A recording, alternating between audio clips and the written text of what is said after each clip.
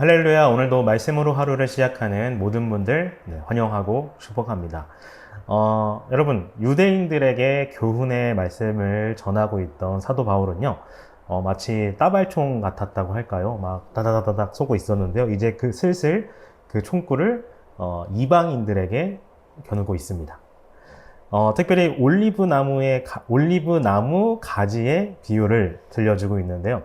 참 올리브 나무인 유대인, 그리고 돌 올리브 나무, 이게 바로 이방인입니다. 이 매칭을 유념하시면서 18절을 제가 다시 한번 읽어보면요, 이렇습니다. 참 올리브 나무 가지들 가운데서 얼마를 잘라내서 그 자리에다가 돌 올리브 나무인 그대를 접붙여 주셨기 때문에 그대가 참 올리브 나무의 뿌리에서 올라오는 양분을 함께 받게 된 것이면 그대는 본래 가지들을 향하여 우쭐대지 말아야 합니다. 비록 그대가 우쭐댈지라도 그대가 뿌리를 지탱하는 것이 아니라 뿌리가 그대를 지탱한다는 것을 명심해야 합니다. 명심해야 합니다. 라고 합니다. 일단 사도 바울이 하고 싶은 말은요, 이방인들에게 권하길 교만하지 말고 우쭐대지 말라 라고 하는 건데요. 사도 바울이 지금 이렇게까지 말하는 이유는 이러한 상황이 전적으로 그리고 절대적으로 하나님의 은혜로 벌어진 일들이기 때문입니다. 그들이 뭔가를 잘해서 그런 게 아니에요. 그리고 이러한 상황을 주지시키기 위해 사도 바울이 올리브 나무에 관한 비유를 말하고 있는 거거든요. 그리고 이 비유를 그 뉘앙스를 온전히 이해하기 위해서는 이 참 올리브 나무와 돌 올리브 나무의 이 두 나무의 성질과 그리고 용도, 그리고 차이점을 우리가 잘 인지해야 하겠는데요. 자, 그걸 보면요. 우선 돌 올리브 나무는요, 비교적 튼튼한 나무라고 해요. 바람이나 가뭄에도 잘 버텼다고 합니다. 자, 그런데 이 돌 올리브 나무는 그 열매가 쓸모가 없는 나무였대요. 기름기가 거의 없고 작고 단단한 열매를 배출했다고 합니다.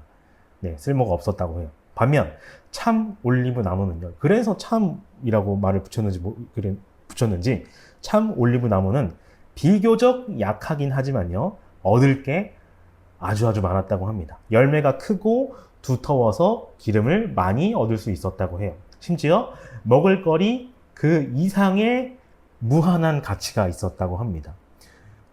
음식, 연료, 의약품, 종교 의식용품, 미용 등 아주 만능에 가까운 그런 가치가 있었다고 해요. 그래서 고대 근동사회에서는 액체로 된 금이다 라고 할 정도였다고 합니다. 액체로 된 금. 그 정도였다고 해요. 자, 여러분, 그러다 보니까요, 참 올리브 나무에 비해서 돌 올리브 나무는 참 쓸모가 없는 거죠. 그래서 여러분, 보통은요, 돌 올리브 나무에 참 올리브 나무를 접붙였다고 해요. 돌 올리브 나무는 얻을 건 없지만 일단 튼튼하잖아요. 그러니까 여기다가 참 올리브 나무가 있는데 이것도 조금 약하니까, 얻을 건 많은데 좀 약하니까, 그래서 여기다가 싹도 자르고 여기다가 튼튼한 뿌리와 기둥만 나누고 이렇게 접붙이는 겁니다. 자, 그런데 그렇게 따지면요, 비교해 봤을 때 돌 올리브 나무는요, 결국 접붙임을 받는 그런 용도 외에는 쓸모가 없어요. 이걸 키워봤자 얻을 게 없습니다. 굳이 여기다가 시간을 투자할 필요가 없어요. 자, 그런데 여러분, 바로 이 지점에서 이것이 은혜라고 하는 그런 개념이 아주 확 살아나는 겁니다. 그런데 하나님께서는 쓸모없는 나무인 이 돌 올리브 나무를 만능인 나무, 참 올리브 나무에다가 여기다가 덧붙인다고 하는 거예요. 어떻게 보면 참 인간적으로만 보자면 참 미련한 거죠. 이렇게 해야 지혜로운 건데 이렇게 하신 거니까요. 그리고 돌 올리브 나무가 이쪽으로 가서 여기 참 올리브 나무에 자양분을 얻도록 하셨습니다. 다시 말해서 여기 돌 올리브 나무 입장에서는요, 이게 너무나도 큰 은혜인 거예요. 원래라면 차라리 목재용으로 쓰여질 그런 나무라서 베이고 막 깎이고 그랬어야 하는데, 참 올리브 나무라고 하는 이런 공급처로 이사하게 된 거니까, 여기로 이동이 된 거니까요. 돌 올리브 나무는 누릴 수 없는 은혜를, 원래라면 누릴 수 없는 그런 은혜를 누리고 있는 겁니다. 그리고 그게 바로 그런 누릴 수 없는, 원래라면 누릴 수 없는 그런 은혜를 누리고 있는 게 바로 우리 이방인들이라고 하는 거예요. 그래서 사도 바울은 그러니까 야, 좀 주제를 알아라 이러라고 얘기를 하는 겁니다. 원래라면 일어날 수 없는 일이었어요. 굳이 돌 올리브 나무를 이렇게까지 대해줄 그런 농부는 없습니다. 그러나 사도 바울이 이렇게까지 당부하는 이유는 결국 교만해질 가능성이 너무나도 크기 때문이겠죠. 여러분, 제가 신학교에 다닐 때의 일화를 하나 말씀드리고 싶은데요. 박동현, 지금 이제 목사 안수 받으셨는데, 박동현 목사님이라고 계세요. 저보다 한 학년 선배였습니다. 제가 이분께 은혜를 참 많이 입었어요. 신학교 다닐 때 이 목사님은 차가 있었고요. 저는 차가 없었어요. 그런데 이제 어떻게 좀 대화를 하다 보니까 이 집이 저랑 이제 같은 어떤 서울이더라고요. 그래서 저를 자주 이렇게 데려다 주셨었습니다. 신학교 다닐 때 제가 가지고 있었던 가장 큰 어려움은, 그러니까 거리가 멀다는 거였거든요. 그러니까 이 거리도 멀고, 그리고 교통편도 이게 제가 있던 지역에서는 이렇게 좋지 않았어가지고, 그게 가장 어려웠는데, 그거를 해결해 주셨던 거예요. 그리고 굳이 저를 안 태워줘도 됐거든요. 굳이. 그리고 여러분, 이 운전하시는 분들 아실 수도 있는데요. 누구를 이렇게 정기적으로 계속 태워주는 건요, 쉬운 일이 아니에요. 계속 신경 써야 된단 말이에요. 자기 스케줄도 있고, 그 사람 스케줄도 있는데 이걸 막 맞춰야 되고, 막.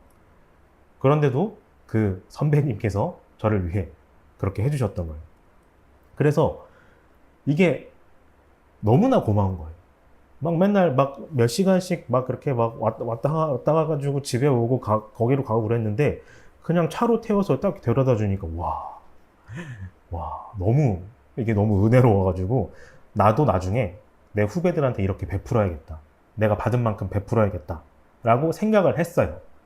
자, 그래서 그분이 졸업하고, 이제 제가 선배 학년이 됐을 때, 실제로 그렇게 했습니다. 주일날 저녁에 굳이 돌고 돌아가면서 여러 학생들을 교회 스타렉스에 태워서 왔었습니다. 이 사람 저 사람 다 태워가지고, 어디서 만나고 저기서 만나고 해가지고, 다들 이렇게 태워가지고 이렇게 왔었어요. 저녁에. 참 따뜻한 이야기죠. 참 정겨운 이야기입니다. 자, 그런데 여기서 끝나면 참 좋았을 텐데요. 몇 명의 이 후배님들께서 이제 슬슬 배부른 소리를 하기 시작했었습니다. 교회 일정상 못 태워줄 수도 있잖아요. 우리가 다 같이 일요일 날에 보통 갔었거든요. 근데 일요일 날에 교회 스케줄이 있거나, 뭐 다음 날에 제가 무슨 스케줄이 있었으면 아니면 그 교회, 그게 제 차는 아니었어요. 교회 차였어요. 그래서 교회 스케줄상 차를 못 쓸 수도 있는데, 이거를 도대체 얼마나 당연하게 생각했으면, 제가, 이번 주는 제가 차를 못 씁니다 했을 때 막 역정을 내는 거야. 죄송합니다. 역정을 내는 거예요. 그럼 난 어떻게 가? 큰일 났네. 난 어떻게 가? 진짜. 막 이러는 거예요. 심지어는 짐꾼 취급을 하더라고요. 짐을 맡기기 시작하는 거. 이거 좀 어디다 좀 해달라고. 자기 여기 이렇게 해달라고. 짐꾼 취급을 하기도 했고, 사람 7, 8명이 시간에 맞춰서 학교에 가려면 일부러 그 여러 사람의 시간에 맞춰가지고, 장소도 맞춰가지고 그렇게 이동하고, 또 저는 또 그 사람들을 위해서 최대한 시간도 맞추고 그랬는데, 이러다 보니까 허탈을 하더라고요. 그리고 여러분, 그런 사람도 있었습니다. 진짜, 물론 한 번이긴 했지만요. 맨 뒤에 앉아가지고, 제가 이어폰 꽂고 자기 못 듣다가 갑자기 차량 오디오를 꺼달라고 하는 거예요. 저기, 전사님, 저 차량 오디오 좀 꺼주세요. 저 지금 뭐 듣고 있어요. 전 운전하면서 잠이 오니까 듣고 있었는데, 그것도 꺼달라고. 자기 뭐 듣고 있다고. 자기 이어폰 끼고 듣고 있으면서. 네. 이거는 명백하게 저를 개인 운전사 마치 그렇게 취급했다고 생각합니다. 여러분, 은혜라는 건요, 받다 보면 분명히 무뎌지다 보면 분명히 적반하장으로 돌변합니다. 그리고 그 은혜를 걷어차는 그런 수준에까지 분명히 이릅니다.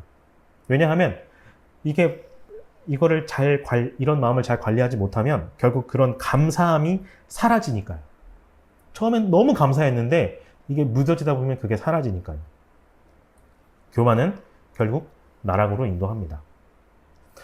C.S. 루이스는 교만을 영적 암이라고 표현합니다.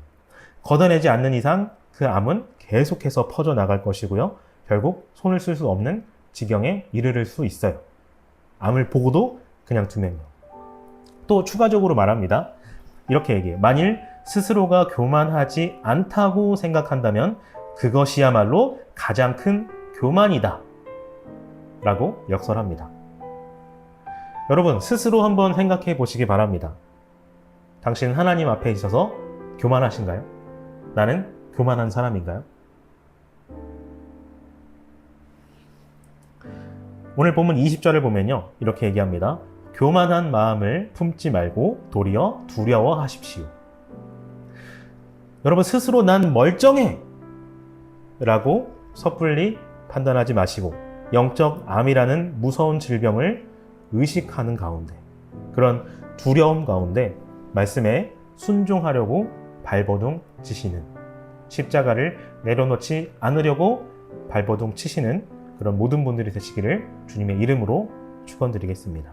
그리고 여러분, 교만의 또 다른 모습은 하나님을 의지하지 않는, 순종하지 않는 그런 모습이라고 해요. 이 시간 함께 기도하며 나아갈 때요.